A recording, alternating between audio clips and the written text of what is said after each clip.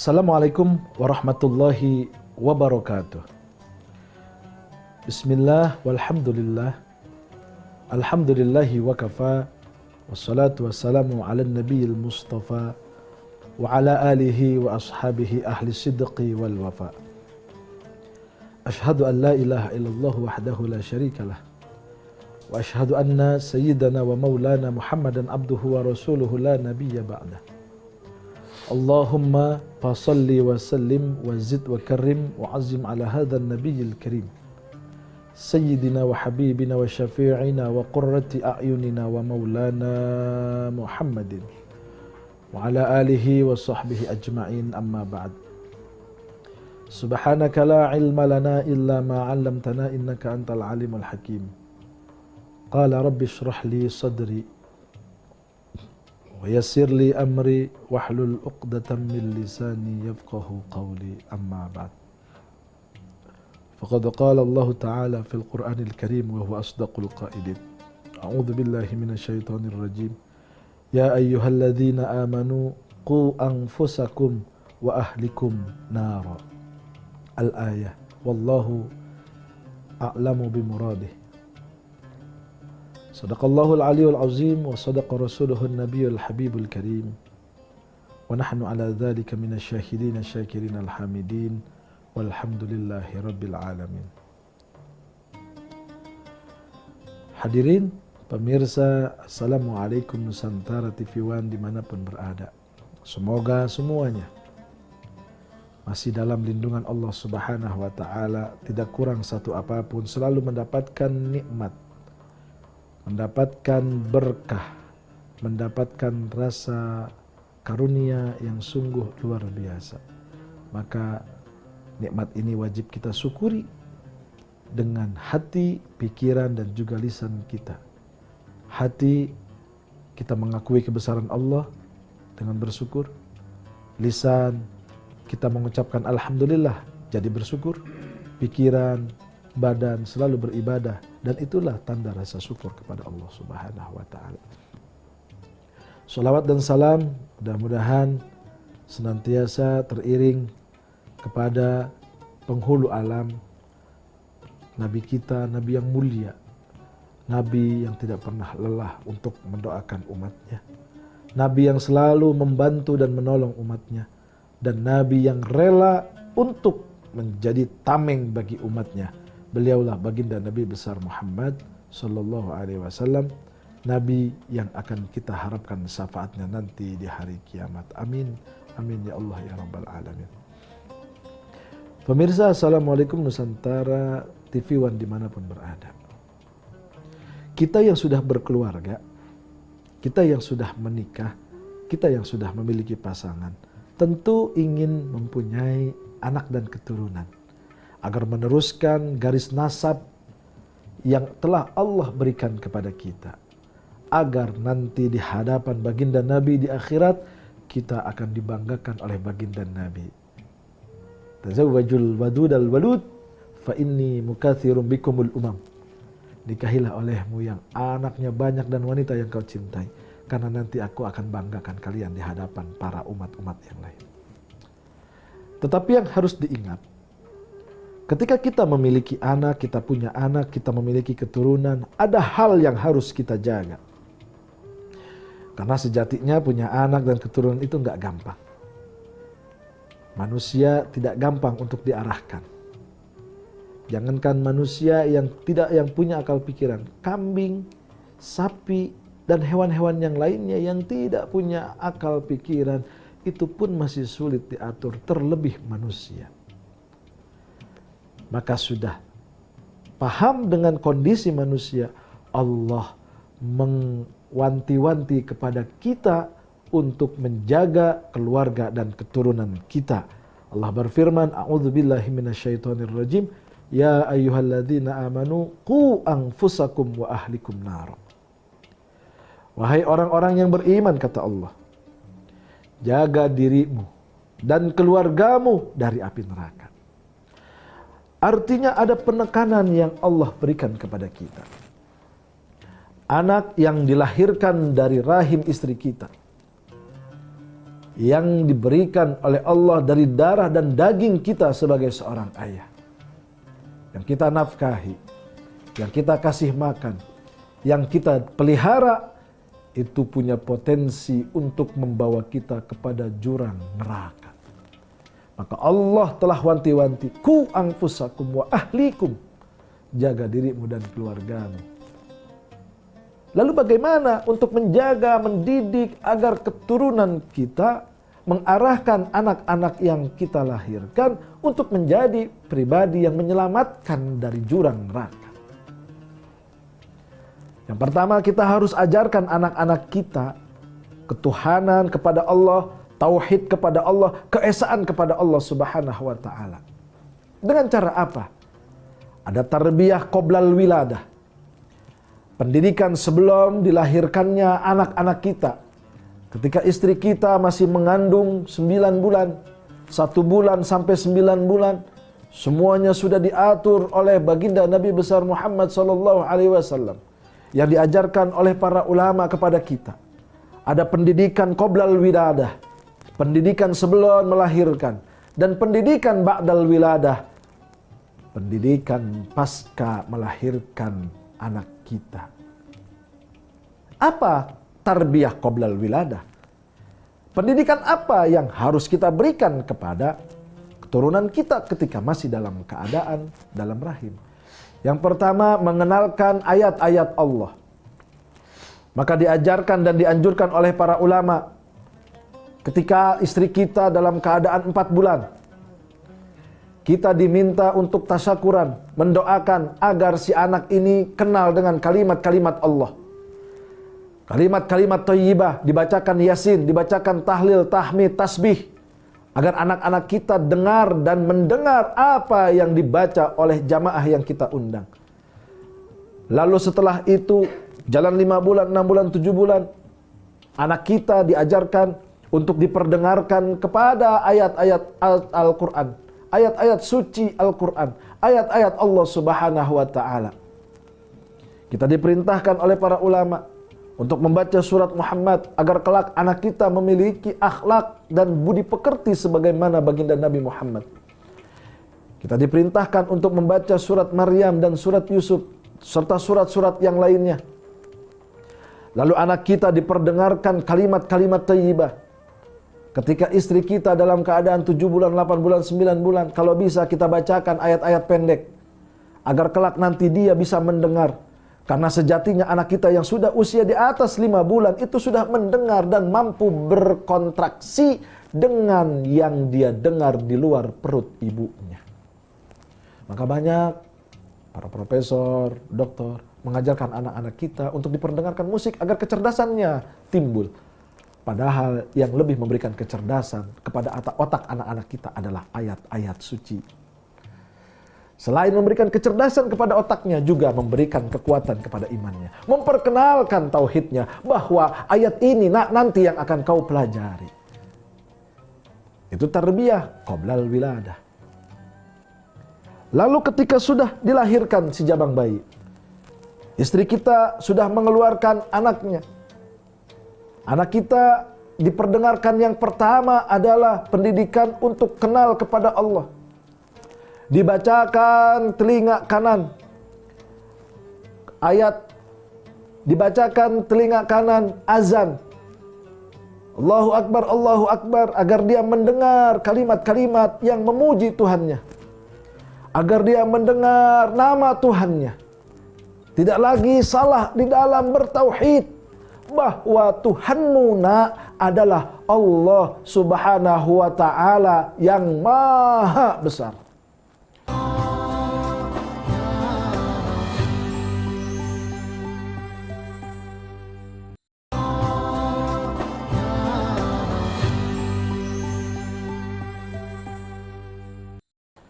Lalu di telinga sebelah kiri, anak kita dikumandangkan iqamah, panggilan salat, agar anak kita nanti berharap anak kita bisa menjadi orang-orang yang melakukan salat 5 waktu dengan tepat dan cepat, rajin untuk beribadah kepada Allah Subhanahu wa ta'ala. Karena sejatinya Itulah yang diinginkan oleh Allah kepada anak-anak kita. Lalu diajarkan lagi untuk kenal kepada pengajian. Diajarkan baca Al-Quran. Diajarkan rukun Islam, rukun iman. Diajarkan kenal kepada para anbiya dan rasul. Yang 25 jumlahnya diperkenalkan kepada malaikat-malaikat. Diberikan pemahaman, ada 10 malaikat yang wajib diketahui. 25 nabi dan rasul yang wajib diketahui. Ada lagi rukun iman. Kita jelaskan iman kepada Allah sampai terakhir.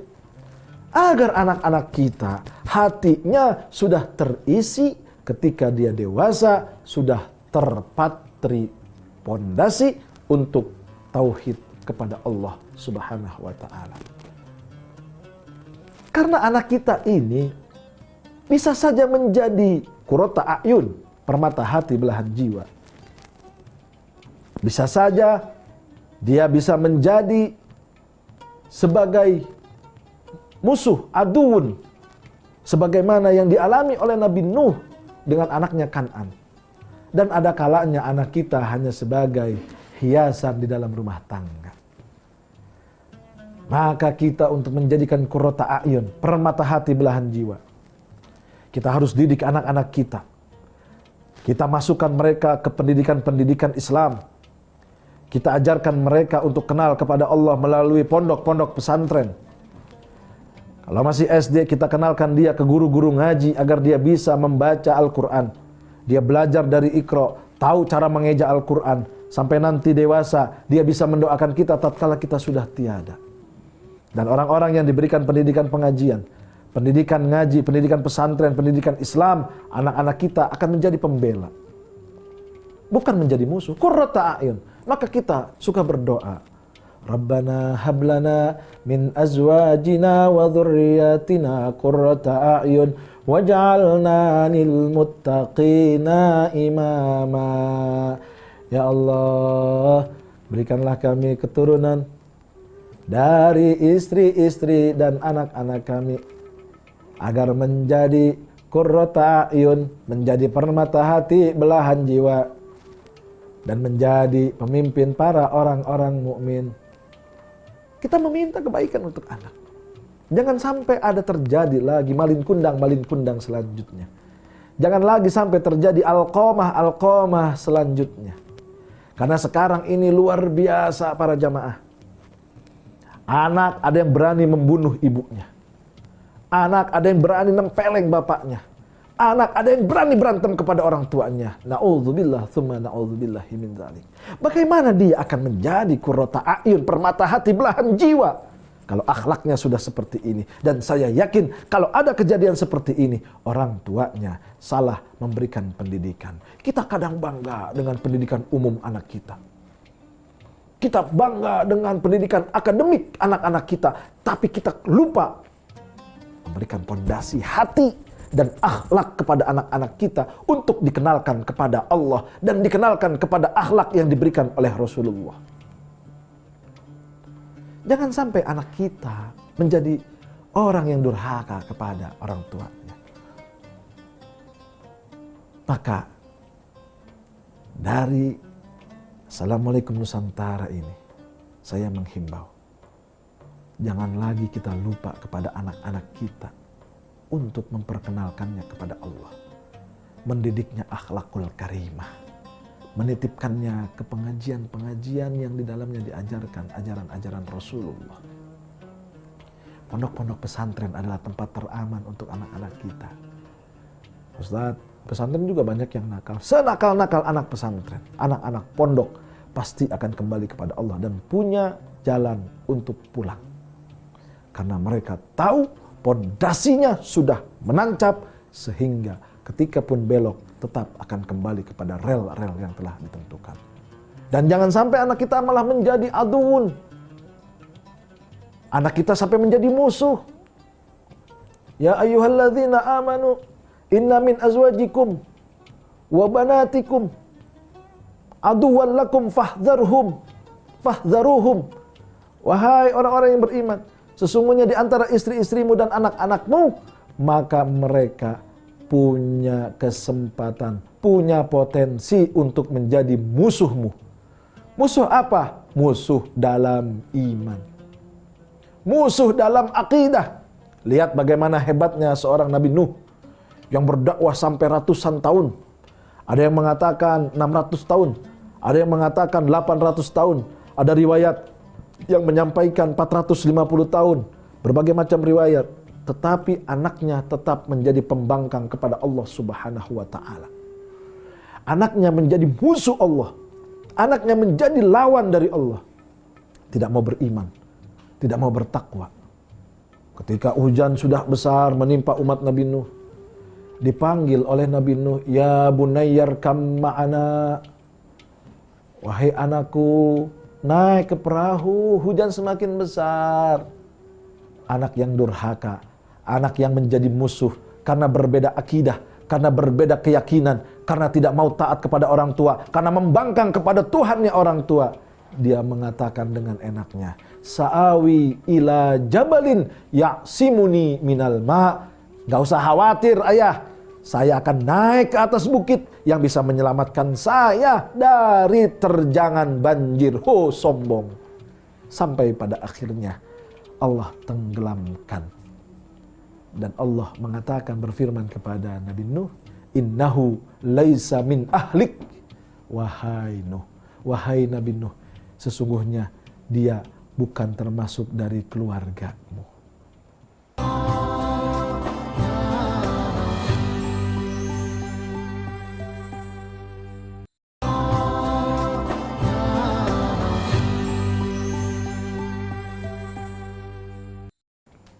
Bukankah kita menginginkan permata hati belahan jiwa, yang ketika lahir kita timang-timang, kita senang menunggu kelahirannya, setelah lahir kita senang dengan kelucuannya, setelah dia beranjak dewasa kita senang dengan kecerdasannya. Tapi jangan sampai kesenangan kita yang dari awal sampai pertengahan hancur karena akhlak dan iman dari anak kita yang rusak. Maka sekarang ini ya Allah, sungguh banyak kerusakan moral, banyak moral, banyak kejelekan moral yang timbul karena anak-anak kita tidak lagi dididik untuk kenal dengan pengajian. Dianggapnya pengajian sudah selesai ketika SMP. SMP menginjak SMA sudah malu untuk ngaji. Padahal dulu ya Allah, ketika listrik belum masuk tahun 80-an, di surau, santri atau siswa atau murid yang mau ngaji 20 orang, Qur'annya satu. Gantian dari depan sampai belakang, sampai bisa lagi. Diajarin rukun Islam ada 5, rukun iman ada 6, sifat 20, nama-nama Nabi ada 25, nama malaikat ada 10 diajarkan. Sekarang setelah listrik sudah masuk, akhirnya Qur'annya banyak, yang ngaji nggak ada. Tapi untung dan bersyukur, pondok-pondok pesantren masih banyak di tengah-tengah kita. Maka jadilah orang tua yang bijaksana. Jangan ngikutin kemauan anak hanya karena kita sayang kepada anak. Pak Ustadz, saya mah sayang sama anak saya, dia minta ini saya turutin. Nggak usah. Lebih baik dia menangis di alam dunia ketika belum dewasa, daripada nanti kita yang menangis di alam barzah tatkala kita sudah tiada. Anak-anak kita tidak mampu untuk memberikan doa, anak-anak kita tidak mampu untuk membacakan ayat suci Al-Quran, anak-anak kita tidak mampu untuk memperdengarkan ayat-ayat suci Al-Quran di atas kubur kita. Bukankah indah ketika kita wafat, anak kita datang melihat, "Wahai ayah, bighfirli wa liwalidayya warhamhuma kama rabbayani shaghira." Wahai ibu, Allahumma ighfir laha warhamha wa'afiha wa'fu anha.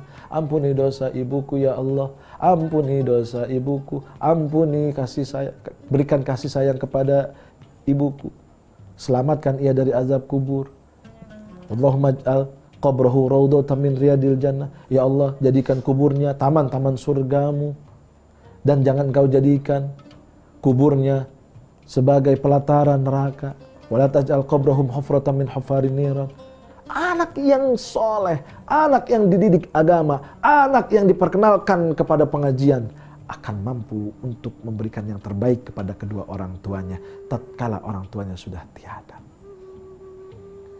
Maka untuk orang tua, ibu, bapak termasuk saya, yuk kita berbenah diri. Jangan sampai kita memberikan pendidikan yang salah kepada anak-anak kita. Jangan sampai pendidikan itu hanya pendidikan umum, pendidikan akademik, padahal pendidikan batin, pendidikan akhlak, pendidikan etika jauh lebih penting. Dan kita akan bisa merasakan orang-orang yang ketika diberikan pendidikan di pondok pesantren, diperkenalkan agama, diperkenalkan pengajian, dia bisa ketika ada yang meninggal dia sholatin, ketika meninggal dia azanin, dia kafanin, dia kubur, prosesnya semua dia kawal. Dan bahagia orang tua yang ketika wafat anaknya yang mandikan, anaknya yang mengkafankan, anaknya yang menguburkan, anaknya yang mendoakan, dan anaknya yang memberikan sedekah atas nama dirinya sebagai orang tua. Kita menginginkan kebaikan dari anak. Kita berharap anak-anak kita menjadi orang-orang yang bermanfaat. Tapi kadang kita salah memberikan pendidikan kepada anak-anak kita. Disangkanya dengan memberikan motor, dengan memberikan mobil, gadget yang bagus, yang mahal, itu sudah menuangkan kasih sayang. Padahal itu adalah menjurumuskan pendidikan yang tidak baik kepada anak-anak kita. Sekarang ini luar biasa ibu bapak. Anak SD sekarang main hampir 20 jam untuk kenal kepada permainan. Bahkan ada istilah mabar, main bareng. Allah, kenapa enggak ngaji bareng? Kenapa enggak tadarus bareng? Kita sakit hati melihat kondisi anak-anak kita sekarang. Riskan anak-anak kita sekarang. Belum lagi serangan dunia luar yang mengajarkan anak kita untuk mencoba narkoba, free sex, yang ujung-ujungnya menghancurkan dirinya. Berapa banyak anak-anak SMA yang hancur masa depannya karena melakukan free sex. Anak-anak laki yang SMA hancur karena pakai narkoba, minum minuman keras. Maka ibu bapak sebagai orang tua jangan sampai terlena anaknya dengan memberikan kelembutan, padahal itu adalah menjerumuskan. Ibu bapak adalah pondasi untuk anak-anak. Ibu bapak adalah jalan untuk anak-anak. Ibu bapak adalah perlintasan untuk anak-anak. Menjadi baik atau menjadi buruk. Maka baginda Nabi menyariatkan kepada kita, kullu mauludin yuladu alal fitrah. Setiap anak yang dilahirkan dalam keadaan suci, fa abawahu yuhawidanihi, maka bapaknya lah yang menjadikan Yahudi, au yumajjisanihi, atau yang menjadikan anaknya Majusi. Maka pilihannya mau jadi apa anak kita ada di tangan kita. Anak kita baik, kitalah yang memberikan kebaikan. Anak kita buruk, kitalah yang mengajarkan keburukan. Maka doakan anak-anak kita setiap habis sholat, bacakan Fatihah 3 kali untuk anak-anak kita, dan kita berdoa, Rabbana hablana min azwajina wa dhurriyyatina qurrata a'yun waj'alna lil muttaqina imama. Kita bangun tengah malam, kita berdoa kepada Allah, kita meminta, ya Allah jadikan anak-anak hamba sebagai qurrata a'yun dan pemimpin orang-orang mukmin. Mudah-mudahan anak-anak kita menjadi anak-anak yang soleh, anak yang taat pada Allah, anak yang patuh pada Rasulullah, anak yang berbakti kepada kedua orang tuanya, dan anak yang akan menjadi bermanfaat. Ini saja yang dapat disampaikan. Mudah-mudahan ada hikmah dan pelajaran untuk kita semua. Wallahul muwaffiq ila aqwamit thoriq. Assalamualaikum warahmatullahi wabarakatuh.